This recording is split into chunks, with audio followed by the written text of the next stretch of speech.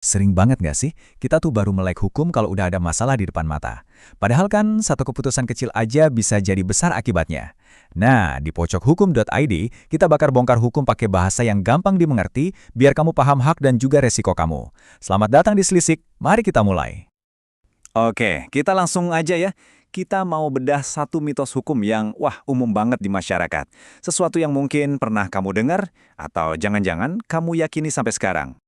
Mitosnya tuh begini, katanya sih sebuah perjanjian itu baru sah kalau ada hitam di atas putih, lengkap sama tanda tangan dan materai. Kalau cuma janji di mulut doang, itu dianggap angin lalu, nggak berlaku. Banyak yang percaya ini karena takut ya, kalau ada apa-apa nggak punya pegangan hukum. Kedengerannya logis banget kan?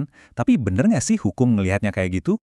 Nah sekarang kita lihat faktanya. Siap-siap ya, karena apa yang kita percaya tadi ternyata nggak sepenuhnya benar.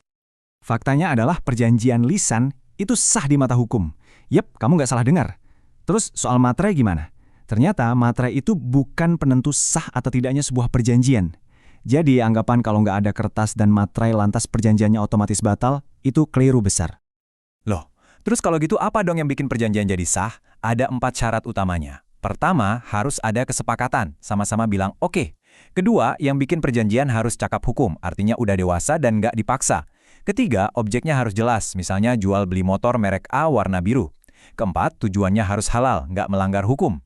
Coba perhatiin deh, nggak ada satupun syarat yang bilang harus tertulis. Jadi catat ya, masalah utama perjanjian lisan itu bukan di sah atau enggaknya, tapi di pembuktiannya. Biar makin mantap, kita intip dasar hukumnya.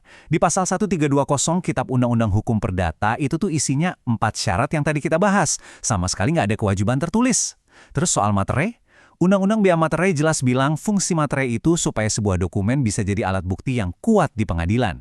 Jadi fungsinya buat pembuktian, bukan buat keabsahan perjanjiannya itu sendiri. Itu dua hal yang beda banget. Nah loh, terus apa bahayanya kalau kita terus-terusan salah kaprah soal ini? Emang resikonya apa sih? Risikonya serius loh. Pertama, kamu bisa aja pasrah kehilangan hak kamu cuma gara-gara mikir, kan cuma omongan doang. Kedua, orang lain bisa gampang banget ingkar janji manfaatin kesalahpahaman ini. Dan yang paling parah, pas kamu mau nuntut hakmu, kamu jadi nggak punya senjata karena dari awal nggak nyiapin bukti apa-apa. Oke, terus gimana caranya biar aman kalau kita bikin perjanjian lisan? Gampang, ada 3 langkah simpel. 1. Kumpulin bukti.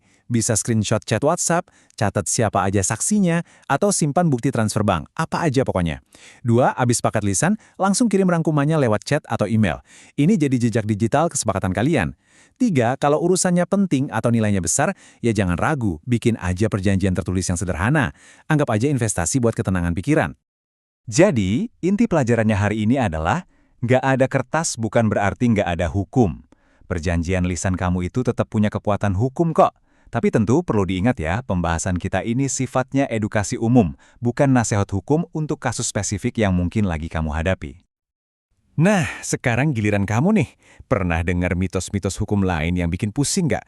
Coba deh share di kolom komentar ya. Siapa tahu kita bisa selisik bareng-bareng di kesempatan berikutnya.